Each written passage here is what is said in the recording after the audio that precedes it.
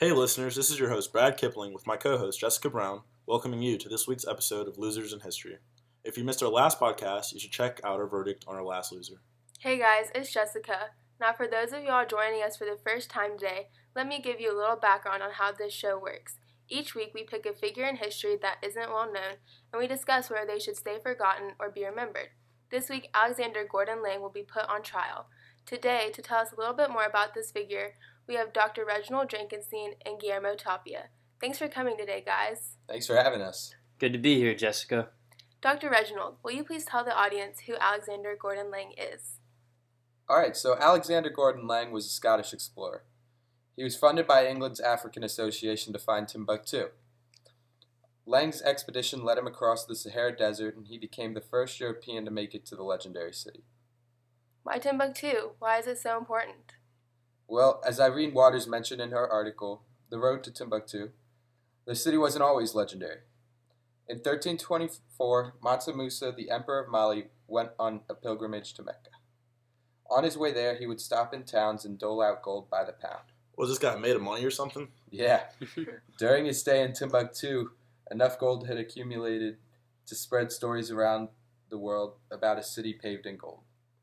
When stories reached Europe, many explorers became eager to reach Timbuktu and get a piece of the fame and fortune. Very interesting, Reginald. So, Guillermo, what's the whole story behind Laing? Well, as Carl Shaw mentions in his mammoth book of Losers, Laing started his dirt-cheap expedition to Timbuktu via Tripoli in 1825. There, he met the British consul Hammer Warrington, who was in charge of him. Unfortunately for Warrington, Laing promptly fell in love with his daughter, Emma. Wait, so you're telling me before this guy embarks on a suicide mission, he decides to fall in love? Exactly. Wow. After Laing had proposed to marry his daughter, Warrington realized he would have to perform the marriage service himself because he was a senior representative of the Church of England.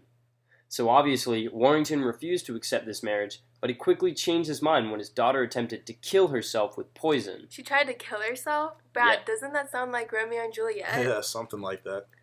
In the end, Warrington agreed to the marriage on the terms that the marriage would not be consummated until it had been blessed by an Anglican priest. Is that like a priest from England? Yep. So basically, this guy has to go all the way to Timbuktu and get all the way back to England just to have sex. Yep. From Tripoli, Laing, a few camels, and a handful of assistants set off into the Sahara. After 5 months of travel, they reached the oasis town of Salah, where it was a straight shot to Timbuktu. The locals, however, warned of how dangerous the road was without paying off the violent Tuareg tribesmen. Laing ignored their warnings, considering the fact that he knew better and didn't care much for the advice of strangers. Laing had also refused to realize that most other European travelers had made a name for themselves for shooting any African who looked even slightly violent. Right. Several days later, the expedition group was viciously attacked by Tuaregs, who took everything and left Laing for dead. In fact, as a direct quote from the Mammoth Book of Losers, Shaw writes that, apart from Laing, all that remained was a wounded camel driver and a couple of camels. The two men resumed their journey with Laing strapped to the back of one camel, while the injured driver led the way on the other. Laing, with about 20 saber cuts, a fractured jaw, and an almost dangling ear, a musket wound, and countless other injuries, made it the rest of the way and arrived in Timbuktu as the first European explorer. Well, you gotta admire the guy's determination. Gotta say, according to Irene Waters in her article The Road to Timbuktu for the Contemporary Review, Laing spent 5 weeks in Timbuktu before he met some hostility for his Christian beliefs. And probably for his irritating traits. He left the city accompanied by an armed guard who jumped him about 30 miles north of the city. There he was strangled and decapitated. So, Guillermo, let me get this straight. He went through all of that and died? That's so depressing. I feel so bad for this guy. Well, that's your story, folks. We're going to take this time for you to send in your tweets, and we'll be right back with you in a short moment.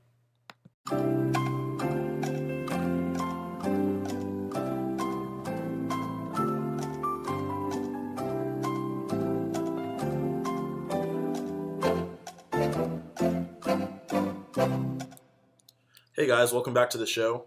I've been reading some of your tweets, so let's see what you have to say. Kitty Lover 54 says that Laing is a little bitch. Ouch. We'll stop there. It seems like the general consensus using the hashtag losers in history is that Alexander Gordon Laing should be forgotten. And I'm going to start off our conversation by saying that I agree with the Twitter sphere out there. I define losing as not following through on what you set to do. And since Alexander Gordon Lang did not get back to England and he did not get to consummate his marriage, he's just not a winner in my eyes. I'm going to agree with you, Brad. In John Hale's Age of Discovery, it talked about what the ideology in Europe was at the time.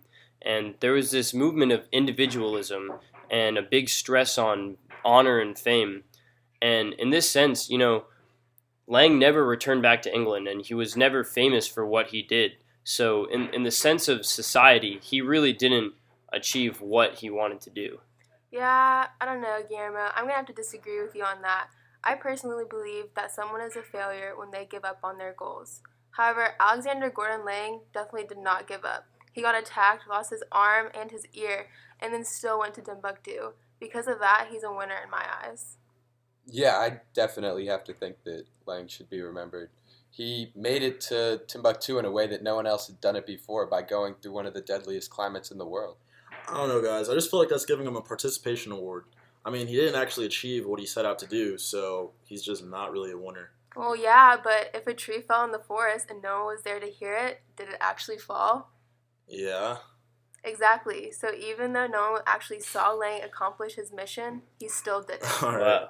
I guess I see what you're saying. So, what's our final verdict on Alexander Gordon Lang, guys? Well, I obviously think he should be remembered.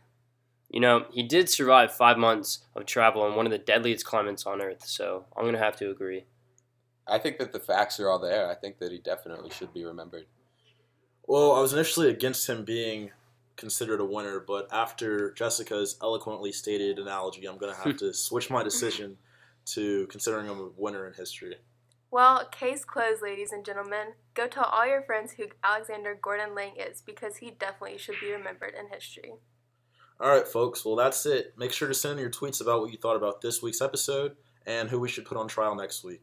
As always, this is your host, Brad Kipling. And Jessica Brown. Saying good night and see you later. All right, listeners. If you're interested in learning more about Alexander Gordon Lang, make sure to check out Carl Shaw's Mammoth Book of Losers, John Hale's Age of Discovery, or Irene Waters' article, Road to Timbuktu, in the academic journal, The Contemporary Review. Thanks. Good night.